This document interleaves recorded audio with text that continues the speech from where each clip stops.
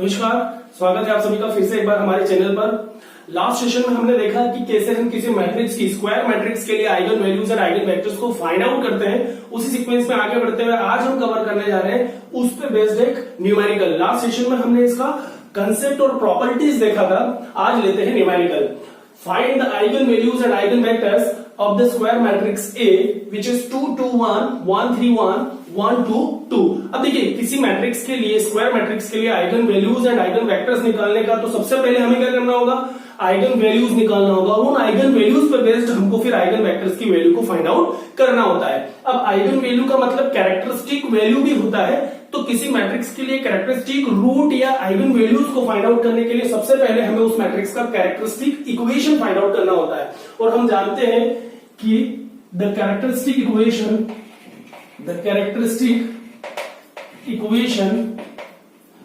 Of matrix A is, अब देखो किसी भी स्क्वायर मैट्रिक्स ए का कैरेक्टरिस्टिक इक्वेशन होता है determinant of A minus lambda I is equal to 0। Last session में हमने अच्छे से सीखा था। अब हमको करना क्या है, यहाँ पे ए का वैल्यू उसमें से माइनस करना है आई मतलब आइडेंटिटी मैट्रिक्स, और इसका ऑर्डर उतना ही होता है जितना स्क्वायर मैट्रिक्स का होता है, उसमें हम लेमडा से मल्टीप्लाई करें। तो देखिए हमें क्या मिल जाएगा, ए तो अपने पास एक गिवन मैट्रिक्स है।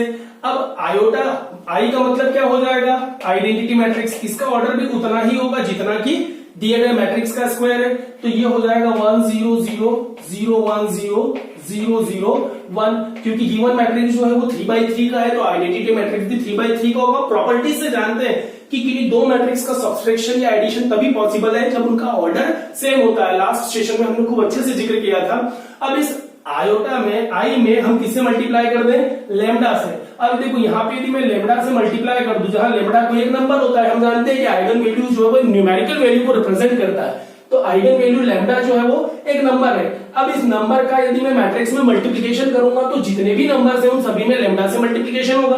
अब चूंकि दिए गए मैट्रिक्स में केवल डायगोनल एलिमेंट्स 1 है, बाकी सारे 0 है, तो 0 में लेमडा का मल्टीप्लिकेशन तो 0 ही रहेगा। मतलब हम डायगोनल में 1 में लेमडा से मल्टीप्लाई कर दें तो देखो हमें यहाँ पे क्या मिल जाएगा, लेमडा 0 0 0 लेमडा 0 एंड 0 0 लेमडा। हमको इस तरह से लेमडा आई का वैल्यू मिला। अब ए में से लेमडा आई को सब्सट्रैक्ट करना, मतलब किन्हीं दो मैट्रिक्स को सब्सट्रैक्ट करना, मतलब उनकी करस्पॉन्डिंग वैल्यू का डिफरेंस हमको फाइंड आउट करना है, और उस वैल्यू का हमको यहाँ पे डिटर्मिनेंट लेना है। तो डिटर्मिनेंट के अंदर हम क्या लिखेंगे, ए और लेमडा आई की वैल्यू का डिफरेंस लेंगे। अब डिफरेंस लेना मतलब देखो डायगोनल पे लेमडा है, बाकी सब 0 है। अब किसी नंबर में से यदि मैं 0 को सब्सट्रैक्ट करूंगा तो नंबर इटसेल्फ मिलना है, मतलब इन पोजीशंस पे जहां जहां 0 है वहां तो यदि मैं 2 1 1 1 2 और इस 1 को सब्सट्रैक्ट करूंगा तो एज इट इज ही मिलना है। चेंज कहां आएगा, डायगोनल में जो 2 3 और 2 है उसमें से सिर्फ लेमडा को माइनस करना है, तो डायगोनल में लेमडा माइनस होगा, बाकी पूरे मैट्रिक्स ए की वैल्यूज एज इट इज आ जाएगी। तो देखिए यहाँ पे क्या मिल जाएगा हमको, 2 में से लेमडा को सब्सट्रैक्ट करेंगे, it will be 2 minus lambda, 2 minus 0 will be 2 and 1 minus 0 will be 1।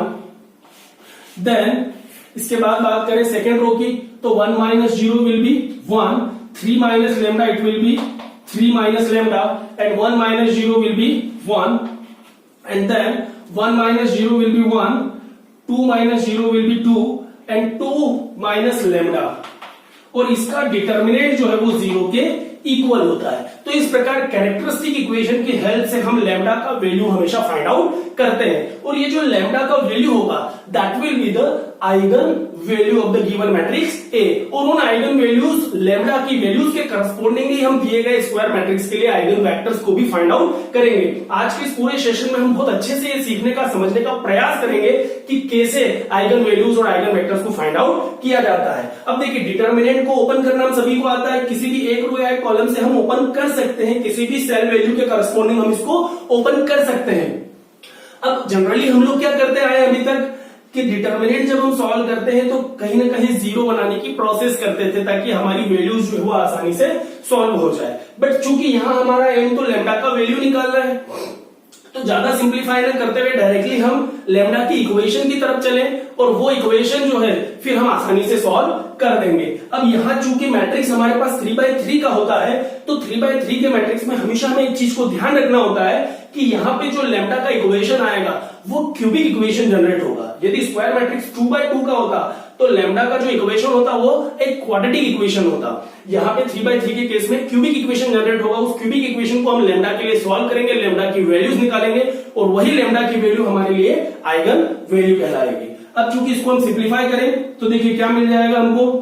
First row से ओपन करें तो 2 माइनस लेमडा के साथ अपने पास कॉम्बिनेशन क्या बनेगा, 2 minus lambda into 3 minus lambda, 2 minus lambda into 3 minus lambda and minus 2। फिर माइनस 2 के साथ देखें तो ये माइनस का 2। अब माइनस 2 के साथ हम देखें तो हमारे पास क्या आएगा, 2 माइनस लेमडा और माइनस का 1, 2 minus lambda into 1 it will be 2 minus 1 and then minus का 1 एंड फिर प्लस इस 1 के साथ देखें तो देखिए हमें क्या मिलेगा, इस 1 के साथ देखेंगे तो 2 into 1 it will be 2 and minus 1 into 3 minus lambda it will be 3 minus lambda is equal to 0। तो इस प्रकार हमने 2 माइनस लेमडा के साथ 2 माइनस लेमडा 3 माइनस लेमडा का मल्टीप्लाई किया माइनस 2 के साथ हमने देखा 2 माइनस लेमडा इंटू 1 और माइनस 1 एंड देन इसके साथ किया तो इस प्रकार से हमें मिला। अब देखिए हमें क्या करना होगा, ये जो हमको इक्वेशन मिल रहा है इस पूरी इक्वेशन को इन फैक्टर्स को आपस में मल्टीप्लाई करना है, सिंप्लीफाई करना है। सिंप्लीफाई करने के बाद आपको लेमडा का एक क्यूबिक इक्वेशन मिलेगा। अब सिंप्लीफिकेशन तो बहुत आसान है, हम कई दफा कर भी चुके हैं। सिंप्लीफिकेशन आप लोग समझिएगा, डायरेक्टली यदि मैं यहाँ पे इक्वेशन लिखना चाहूं तो मैं लिख सकता हूं, क्योंकि 2 minus lambda into 3 minus lambda, दो फैक्टर्स का प्रोडक्ट -2, यहाँ पे इनको सबको सिंप्लीफाई करेंगे तो आफ्टर सिंप्लीफिकेशन वी गेट, देखिए lambda cube minus 7 lambda square plus 11 lambda minus 5 is equal to 0। अब यदि इस पूरी इक्वेशन को मैं सिंप्लीफाई करता हूं तो मुझे क्यूबिक इक्वेशन मिलता है। फैक्टर्स को आपस में सिंप्लीफाई करेंगे, प्रोडक्ट करेंगे तो will get lambda cube minus 7 lambda square plus 11 lambda minus 5 is equal to 0। अब ये जो क्यूबिक इक्वेशन है हमें इसको सिंप्लीफाई करना है, रूट्स निकालना है। हम काफी पहले की क्लासेस में भी इन चीजों को सीखते आए कि क्यूबिक इक्वेशन के रूट्स कैसे फाइंड आउट करते हैं। जनरली हम दो मेथड यूज करते थे।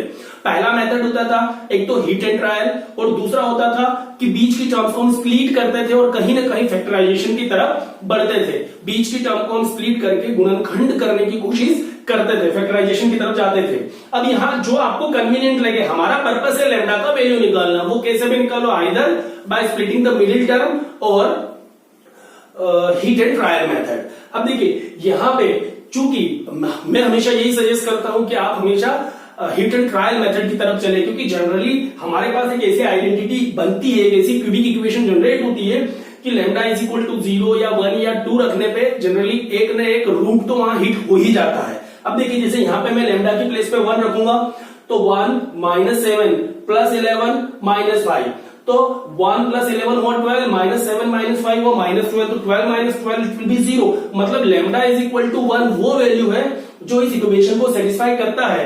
अब यदि लेमडा इज इक्वल टू 1 इस इक्वेशन का एक रूट है तो हम ये कह सकते हैं कि लेमडा माइनस 1 क्या होगा, इसका एक फैक्टर होगा। If lambda is equal to 1 is one of its root it means lambda minus 1 will be one of its factor. अब यदि लेमडा माइनस 1 इसका एक फैक्टर है तो हम क्या कह रहे हैं कि इस पूरी क्यूबिक में से एक लीनियर फैक्टर तो हमने निकाल लिया। अब यदि इसके प्रोडक्ट में, इसके मल्टीपल में हम एक क्वाड्रेटिक फैक्टर भी निकाल लें तो लीनियर इंटू क्वाड्रेटिक मिलकर क्यूबिक हो जाएगा। बड़ा सिंपल सा प्रोसेस होता है। तो हम इस पूरी क्यूबिक इक्वेशन को क्या करेंगे, लेमडा माइनस 1 से डिवाइड करेंगे तो हमें क्या मिलेगा, क्यूबिक को लीनियर से डिवाइड करने पे क्वाड्रेटिक फैक्टर आएगा। तो जो क्वाड्रेटिक फैक्टर आएगा वो क्या बनेगा, lambda square minus 6 lambda plus 5 is equal to 0। तो लीनियर इंटू क्वाड्रेटिक मिलकर हुआ क्यूबिक। निकाला कैसे, lambda is equal to 1 hit and trial, हमने एज्यूम किया कि lambda is equal to 1, try किया कि इसका एक रूट है या नहीं, देखा लेमडा इज इक्वल टू 1 ने सेटिस्फाई किया, लेमडा माइनस 1 इसका एक रूट हुआ और लेमडा माइनस 1 से इक्वेशन को डिवाइड किया तो lambda square minus 6 lambda plus 5 जो है हमको मिला। इन दोनों को प्रोडक्ट किया। अब क्वाड्रेटिक इक्वेशन सॉल्व करना हमारे लिए आसान है, या तो minus B plus minus square root और B square minus 4ac by 2a वाला फॉर्मूला यूज करें, या फिर यहाँ पे भी मिडिल टर्म स्प्लिट करें।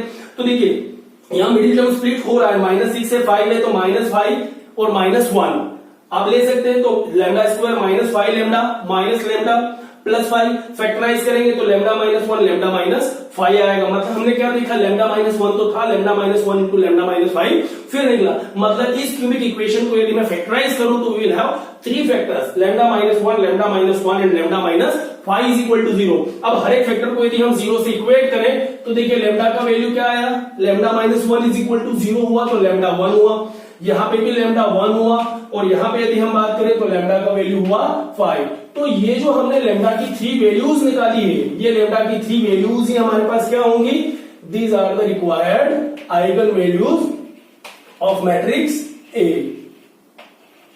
जो दिया गया स्क्वायर मैट्रिक्स ए है उसके करस्पॉन्डिंग जो आइगन वैल्यूज है वो क्या बन गई, lambda is equal to 1 1 and 5। अब यहाँ पे 2 आइगन वैल्यू रिपीट हो गए, आवश्यक नहीं कि हर केस में हो भी जाए तो कोई दिक्कत वाली बात नहीं होती है। चूंकि हमने पहले भी समझाया था कि यदि स्क्वायर मैट्रिक्स का ऑर्डर 3 है तो इक्वेशन क्यूबिक जनरेट होगी, लैम्डा की 3 वैल्यू होगी, उतनी ही आइगन वैल्यूज हमारे पास होती है जितना स्क्वायर मैट्रिक्स का ऑर्डर होता है। अब हमारा जो काम है वो आइगन वेक्टर निकालना है। अब हमारे पास 3 आइगन वैल्यूज है तो हर एक आइगन वैल्यू के करस्पॉन्डिंग अलग अलग आइगन वेक्टर्स भी फाइंड आउट करने होंगे। अब यहाँ एक सहूलियत मिल रही है हमको कि 2 आइगन वैल्यू एक जैसे आ गई, तो आपको ऐसा नहीं कि पहले लैम्डा इज इक्वल टू 1 के लिए निकाला फिर लैम्डा इज इक्वल टू 1 के लिए निकाला। यदि आइगन वैल्यू सेम है तो उसके करस्पॉन्डिंग आइगन वेक्टर भी सेम होता है। तो लैम्डा इज इक्वल टू 1 के लिए एक बार निकालेंगे, लैम्डा इज इक्वल टू 5 के लिए एक बार निकालेंगे। तो देखिए सबसे पहले हम लिखे आइगन वेक्टर्स जो हमें फाइंड आउट करना है। अब आइगन वेक्टर निकालने के लिए हमें क्या लिखना होता है कि let capital X is equal to x y z be the eigenvector corresponding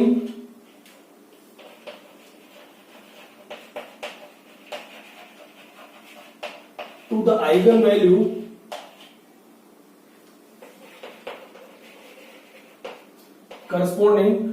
eigenvalue lambda such that, इतना हमें हर बार लिखना होगा जितना हम बता रहे हैं आइगन वैल्यू की डेफिनेशन से, such that a minus lambda I into X is equal to 0। 0 को थोड़ा सा बोल्ड किया है, हर बार डिफरेंस समझते आ रहे हैं उनकी। 0 बोल्ड करना मतलब क्या हुआ, 0 मैट्रिक्स हुआ।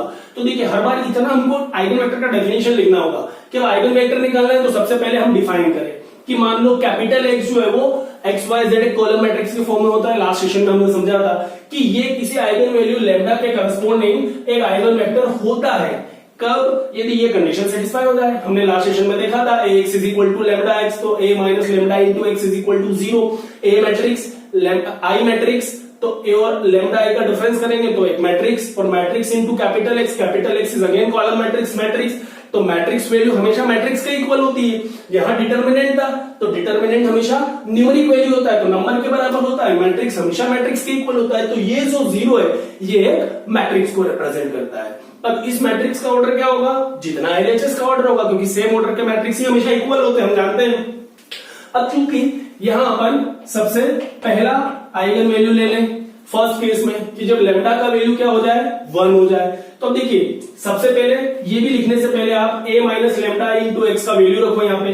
तो देखिए हमें क्या मिल जाएगा, डायरेक्ट वैल्यू लिखे, a में से लैम्डा आई को माइनस करें।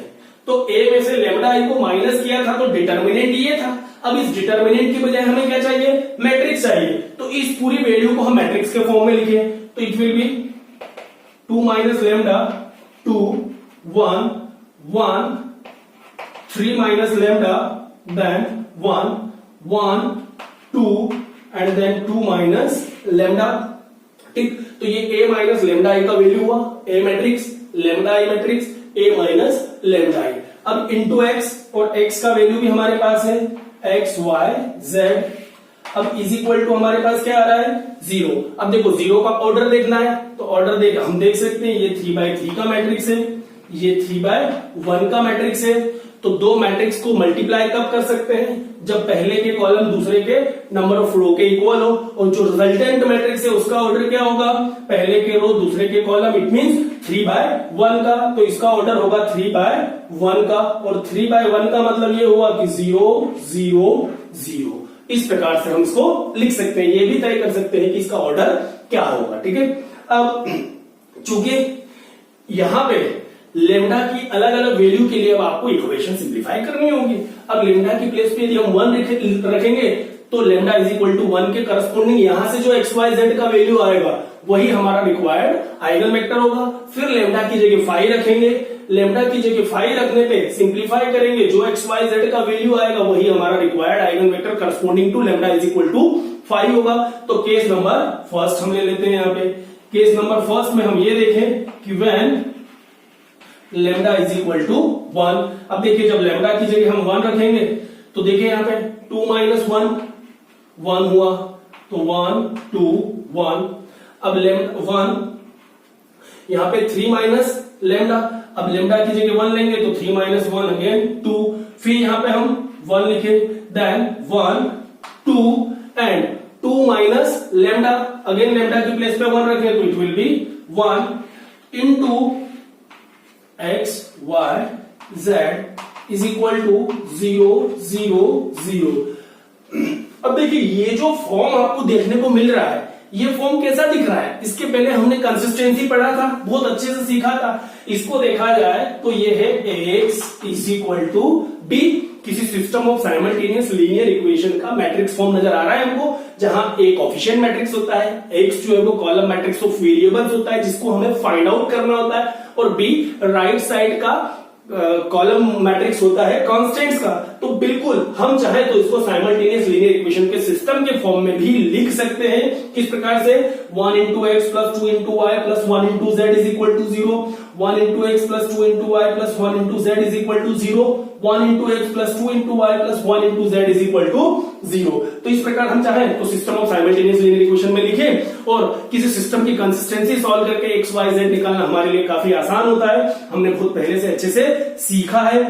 अब चूंकि यहाँ ax is equal to B में ऑगमेंटेड मैट्रिक्स ए बी बनाने की कतई आवश्यकता नहीं है, क्योंकि जो मैट्रिक्स बी हम देख रहे हैं वो कैसा है 0 0 0 ही है। तो we just have to find out the rank of matrix A only, क्योंकि बी के रेफरेंस में आप देखेंगे तो सारे 0 ही है। आप कैसा ही मल्टीप्लाई करें, कॉलम रो ऑपरेशन लगाए, रो ऑपरेशन में सारे 0 ही होने हैं, क्योंकि हम रैंक निकालने के लिए क्या करते हैं, अब यहां रैंक निकालनी पड़ेगी तब तो एक्स वाई जेड का नेचर पता चलेगा कि एक्स वाई जेड की वैल्यू इनफाइनाइट टर्म में आ रही है या यूनिक फॉर्म में आ रही है। क्यों? क्योंकि हमें एक्स वाई जेड निकालना है। Actually system of simultaneous linear equation जैसा ही यहाँ पे सिचुएशन जनरेट हो गया है। एक्स एक कॉलम वेक्टर होता है, कॉलम वेक्टर को ही हम आइगन वेक्टर कहते हैं जो हमें फाइंड आउट करना है। यदि हम इस मैट्रिक्स ए के लिए इकेलॉन फॉर्म फाइंड आउट करके इसका रैंक निकालने की कोशिश करें तो इकेलॉन फॉर्म का मतलब क्या होता है कि इस दिए गए मैट्रिक्स में डायगोनल के नीचे के एलिमेंट्स को मैं 0 करके देखूं। अब देखो यहाँ यदि 0 करेंगे तो first row, second row, third row, इस पूरे मैट्रिक्स में तीनों रो एक जैसी है। अब यदि R1 की हेल्प से R2 और R3 को मैं 0 करूं, मतलब इस 1 की हेल्प से डायगोनल एलिमेंट की हेल्प से डायगोनल के नीचे के एलिमेंट्स को 0 करूं, तो 1 माइनस 1 0, यहाँ पे भी 0, 2 माइनस 2 0 0 0 0, क्योंकि सभी रो R1 जैसा है वैसा ही R2 और R3 भी है। मतलब यहाँ हम यदि इसका इकेलॉन फॉर्म फाइंड आउट करें तो इसका इकेलॉन फॉर्म देखो अपने को कैसा देखने को मिलेगा, R1 में नो चेंज 1 to 1। प्रोसेस हम पहले भी कई बार समझ चुके हैं, और चूंकि यहाँ पे फॉर्म बहुत सिंपल है इसलिए डायरेक्ट लिख रहा हूँ। R1 की हेल्प से R2 R3 को 0 कर रहा हूँ, R2 change into R2 minus R1, R3 change into R3 minus R1। अब करेंगे तो देखो ये 0 0 0 0 0 0। अब यहाँ पे तो हमने कोई चेंज नहीं, एक्स वाई जेड हमारा as it is equal to 0 0 0 as it is. अब देखो यदि इसको हम रीराइट करें सिस्टम को इक्वेशन के फॉर्म में तो क्या मिल जाएगा, x plus 2y plus Z is equal to 0। क्या मिलेगा, x plus 2y plus Z is equal to 0, और यहां से क्या मिलेगा 0x plus 0y plus 0z is equal to 0, 0x plus 0y plus 0z is equal to 0, 0x plus 0y plus 0z is equal to 0, then 0x plus 0y plus 0z is equal to 0। अब तीन equation में हमारा purpose क्या होता है, last वाले से z निकालना, z की वैल्यू को ऊपर वाली में रखना, यहाँ पे y निकालना, और y और z को फर्स्ट इक्वेशन में रख के वहां से x निकालना। क्योंकि हम 0 इसको बना रहे थे, ये 0 बनाना हमारा इंटेंशन थोड़ी था। यदि यही 0 होता तो यहाँ yz होता, अब फिर यहाँ पे इसके साथ साथ ये भी 0 होता। यदि ये तीनों डायगोनल के नीचे के तीनों एलिमेंट 0 होते, यहाँ से z आता, z यहाँ रखते, y आता, yz यहाँ रखते, तो यहाँ से x आता। इक्वेशन का फॉर्मेशन हमको क्लियर होना चाहिए। पर चूंकि यहाँ क्या देख रहे हैं हम कि दो वैल्यूज अपनी कैसी हो गई, दो रो पूरी की पूरी 0 हो गई, यहाँ पे रैंक कितनी आ गई, 1 आ गई। हम लिख सकते हैं कि here rank of matrix A is 1। अब यदि रैंक 1 है और मैट्रिक्स का ऑर्डर कितना है यहाँ पे 3/3 का, अब ऑर्डर 3 रैंक 1 है, तो इसका मतलब यहाँ पे अपने पास अब चूंकि ऑगमेंटेड मैट्रिक्स भी बनाते तो वही रैंक आती, क्योंकि यहाँ भी 0 है, यहाँ भी 0 है, यहाँ भी 0 है, यहाँ भी 0 है। एबी के करस्पॉन्डिंग भी आप बात करते तो सिचुएशन सेम रहती कि ऑगमेंटेड मैट्रिक्स और मैट्रिक्स ए की रैंक 1 है, मतलब सिस्टम कंसिस्टेंट है, सोल्यूशन डेफिनेटली अपने को मिलना है। तो रैंक 1 आई जो कि नंबर ऑफ वेरिएबल से कम है। वेरिएबल कितने हैं अपने पास, नंबर ऑफ वेरिएबल कितने हैं 3। अब वेरिएबल 3 है, रैंक अपने पास 1 आई, तो दो वेरिएबल जो है यहाँ पे क्या होंगे, लीनियरली इंडिपेंडेंट होंगे। अब यदि दो वेरिएबल लीनियरली इंडिपेंडेंट हो गए मतलब उनकी वैल्यू जो है वो k की टर्म में जाएगी, उनका वैल्यू कुछ भी हो सकता है। यहां से y और z निकालना हमारे लिए पॉसिबल नहीं है, तो हमें क्या करना पड़ेगा, आर्बिट्ररी हमको y और z को चूज करना पड़ेगा। तो हम यहां पे लिख सकते हैं कि let y is equal to k1 and z is equal to k2। अब इनफाइनाइट सोल्यूशन की तरफ जाना है, ये तो तय हो गया है, क्योंकि ऑगमेंटेड मैट्रिक्स और मैट्रिक्स ए की रैंक 1 है, नंबर ऑफ वेरिएबल 3 है। यदि वेरिएबल से कम रैंक मिल रही है तो सोल्यूशन जो है वो इनफाइनाइट होगा। हमने माना y और z निकालना पॉसिबल नहीं था, आर्बिट्ररी चूज किया y k1 z k2। अब y is equal to k1 z is equal to k2 यदि इक्वेशन नंबर फर्स्ट में आप पुट करते हैं तो देखो आपको क्या मिल जाएगा, x प्लस 2 या x is equal to minus 2y minus z minus 2y minus z। तो x का वैल्यू क्या मिला, माइनस 2, y मतलब k1 और z मतलब k2। तो x का वैल्यू हमें ये मिला, y और z हमने एज्यूम किया। मतलब इस प्रकार हम ये कह सकते हैं कि first eigen value corresponding eigen vector corresponding to the eigen vector lambda is equal to 1 will be, जो हमारा फर्स्ट आइगन वेक्टर आया x1 कह दें इसको, फर्स्ट आइगन वेक्टर को, जो कि x y z था, और x का वैल्यू हमें मिला minus 2k1 minus k2, y का वैल्यू मिला k1 और z का वैल्यू मिला k2। तो दिस बी द फाइनल, हम ये कह सकते हैं कि this be the first eigen vector corresponding to the eigen value lambda is equal to 1 and the eigen vector is minus 2k1 minus k2 k1 and then k2। इस प्रकार हमने lambda is equal to 1 के corresponding बड़ी आसानी से system को समझते हुए उसका आइगन वेक्टर फाइंड आउट किया। अब बात करें कि जब लैम्डा का वैल्यू क्या हो अपने पास 5, तो यहां हम लिखे कि when lambda is equal to 5। अब यदि लैम्डा का वैल्यू 5 होगा तो देखें यहां पे आप लैम्डा की जगह 5 रखें तो आपको क्या मिलता है system, 2 minus 5 minus 3 2 1 and then 1। अब 3 minus 5 will be minus 2 and then 1। फिर यहां रखें तो 1 2 2 minus lambda, तो 1 2 और 2 minus 5 will be minus 3 और into x y z is equal to 0 0 0। अब देखो यहां पे भी हमें क्या करना होगा, एक्स वाई जेड का वैल्यू फाइंड आउट करना है। सिस्टम को रिराइट करने से पहले हम उसकी कंसिस्टेंसी चेक करें, तो यहां पे भी कंसिस्टेंसी चेक करने के लिए हमें क्या करना होगा, डायगोनल के नीचे के एलिमेंट्स को 0 बनाना होगा एलिमेंट्री रो ऑपरेशन की मदद से। अब रो ऑपरेशन की हेल्प से यदि हम डायगोनल के नीचे के एलिमेंट्स को 0 बनाते हैं तो देखिए हमारे पास पोजीशन क्या बन जाएगी, यहाँ पे -3 की हेल्प से आप 1 को 0 करें तो हम ऑपरेशन लगाएं R2 और R3 पे, R2 और R3 पे यदि हम ऑपरेशन लगाएं तो R2 चेंज इनटू R2 में हम मल्टीप्लाई कर दें किसका, 3 का, और प्लस R1 कर दें, इसमें 3 का मल्टीप्लाई करके R1 को ऐड करें, फिर यहां पे भी 3 R3 प्लस R1। इस प्रकार के यदि हम ऑपरेशन लेते हैं तो हमारे पास कहीं ना कहीं ए मैट्रिक्स के रैंक निकालना आसान हो जाएगा। अभी हम इसको एज इट इज लिखते चलेंगे क्योंकि हमें मतलब है ए मैट्रिक्स की रैंक से, ठीक है, तो हम ए मैट्रिक्स की रैंक पे ही फोकस करेंगे। तो हमें क्या मिल जाएगा, जो नया ऑपरेशन देखने को मिलेगा, R1 में कोई चेंज नहीं, -3 2 1।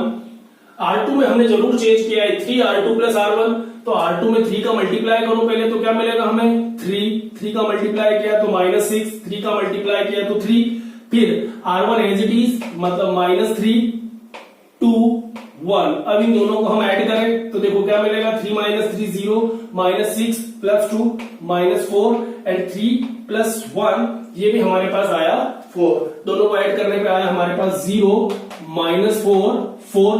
अब थर्ड वाला ऑपरेशन देखें 3R3, तो 3R3 में अपने पास यहां आ जाएगा। सेकेंड ऑपरेशन की केस में बात की जाए तो 1 into 3 इट विल बी 3, 3 2 जा 6 एंड 3 3 जा 9, और R1 को ऐड करें तो -3 2 1, दोनों को ऐड कर दें 3 -3 0, 6 + 2 8, और -9 + 1 जो है वो हुआ हमारे पास माइनस का 8।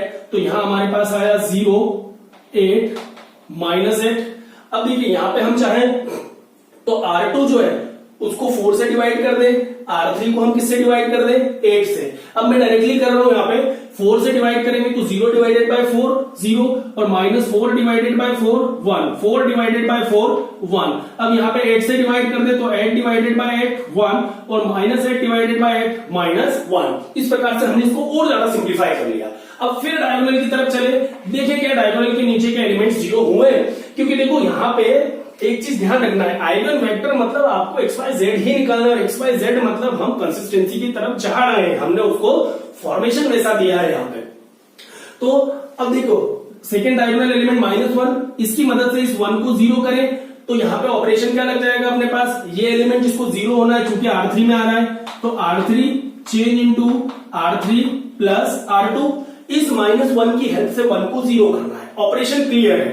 R1 में कोई चेंज नहीं, -3 2 1, R2 में कोई चेंज नहीं 0 -1 1, R3 का चेंज हमको दिख रहा है R3 प्लस R2, तो 0 + 0 0, -1 + 1 0, और 1 - 1 भी 0। अब ये 0 बनाना हमारा इंटेंशन नहीं था, ऑपरेशन ने उसको कर दिया, होने दो। और साथ में अपने पास क्या चल रहा था यहाँ पे x y z = 0 0 0। अब ये जो वैल्यूज है ना, आप चाहे तो यहाँ पे भी लिख सकते हैं साथ में, कोई फर्क नहीं पड़ता, हम केवल a के लिए इकोलॉन फॉर्म बना रहे हैं। अब यदि आप ऑगमेंटेड मैट्रिक्स AB की तरफ चलते हैं तो देखो यहाँ पे A तो A तो हमें पता है -3 2 1 0 -1 1 0 0 0। अब इसके साथ यदि हम B को भी एसोसिएट करें तो B क्या है 0 0 0 है। अब B को चूंकि आप नहीं भी लिखेंगे तो कोई फर्क नहीं पड़ता है, क्योंकि 0 यदि आप साथ में लिख रहे हैं ना तो उससे AB की रैंक तो वही रहेगी जो A की रैंक आनी है, ये बात तय है। इसलिए हमने यहाँ पे भी ऑगमेंटेड मैट्रिक्स का जिक्र नहीं किया, सिर्फ A मैट्रिक्स का जिक्र किया, क्योंकि A की जो रैंक है वही AB की रैंक कहलाएगी, क्योंकि B यहाँ पे बाय डिफॉल्ट 0 0 0 ही आ रहा है। अब देखिए यहाँ पे यदि हम देखें तो रैंक कितना आ रहा है, यहाँ पे नॉन जीरो रो कितनी है अपने पास 2, और नॉन जीरो रो की संख्या जो है वो रैंक कहलाता है। तो यहां पे आपके पास हम लिख देंगे here rank of matrix A = 2।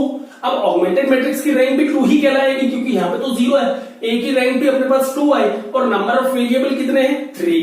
अब रैंक जो है वो वेरिएबल से कम हो गई, तो हम यहां लिख सकते हैं कि कितने वेरिएबल लीनियरली इंडिपेंडेंट होंगे, 3 - 2 = 1 variables will be linearly independent. अब यहाँ पे रैंक 2 होने के कारण एक वेरिएबल लीनियरली इंडिपेंडेंट हुआ। सिस्टम को देखो यहां से यदि आप रिराइट करते हैं तो आपको बहुत अच्छे समझ में आ जाएगा। रिराइट करने पे क्या आया, -3x + 2y + z = 0। यहां 0 तो आएगा नहीं, 0 × x 0 ही होगा। Then -y + z = 0, and then यहां सब कुछ 0 0 0 हो रहा है। थर्ड इक्वेशन में सब 0 हुआ, z निकालना पॉसिबल नहीं था, तो हमने कहा कि एक वेरिएबल लीनियर इंडिपेंडेंट हुआ और उसको हम क्या मान लेंगे, से z = k। जहां जिस वेरिएबल को निकालना पॉसिबल नहीं है उसको हम क्या मान लें, z = k मान लें, क्योंकि थर्ड से निकलना था, थर्ड अपने पास अवेलेबल ही नहीं है, तो हमने कहा कि थर्ड से z = k आया। अब थर्ड से हमने यदि मान लिया कि एक वेरिएबल इंडिपेंडेंट है, z = k है, k का वैल्यू कुछ भी हो सकता है, तो सेकेंड इक्वेशन में यदि मैं z को k रखूं तो क्या आ जाएगा अपने पास, y का वैल्यू -y = -z बनेगा, या y = z बनेगा, तो y = z बनेगा, और z k है तो y भी कितना हुआ, k हुआ। अब फर्स्ट इक्वेशन दे दे -3x + 2y + z = 0। अब यहां से यदि हम x का इक्वेशन निकालें तो यहां पहले हम वैल्यूज रखें, तो देखो -3x = क्या मिल जाएगा, RHS में लेके चले तो -2y - z + 2y + z को राइट साइड लेकर -2y - z।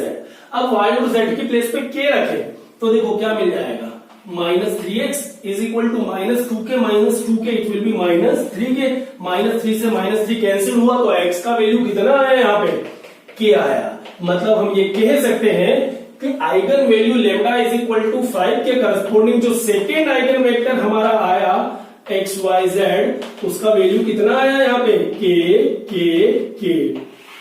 तो यही हमारा आइगन वेक्टर होगा के corresponding to the eigen value lambda is equal to 5। ये जो क्वेश्चन है basically examination point of view से बहुत ही ज्यादा इंपॉर्टेंट क्वेश्चन है, कई दफा एग्जाम में पूछा जाता है, इसलिए हमने इस क्वेश्चन को यहाँ पे कवर किया है। तो बड़ी आसानी से देखा कि लेमडा की 3 आइगन वैल्यूज 115, 1 के करस्पॉन्डिंग आइगन वेक्टर हमने निकाला, लेमडा इज इक्वल टू 5 के करस्पॉन्डिंग हमने आइगन वेक्टर निकाला। पूरे प्रोसेस को बहुत अच्छे से सीखने का प्रयास किया, एक स्टेप हमने अच्छे से यहाँ एक्सप्लेन आपको किया ताकि पूरा प्रोसेस हमको समझ में आए। उम्मीद करूंगा कि आपको आज का पूरा जो न्यूमेरिकल है वो समझ में आया होगा। Thank you very much, thanks for watching.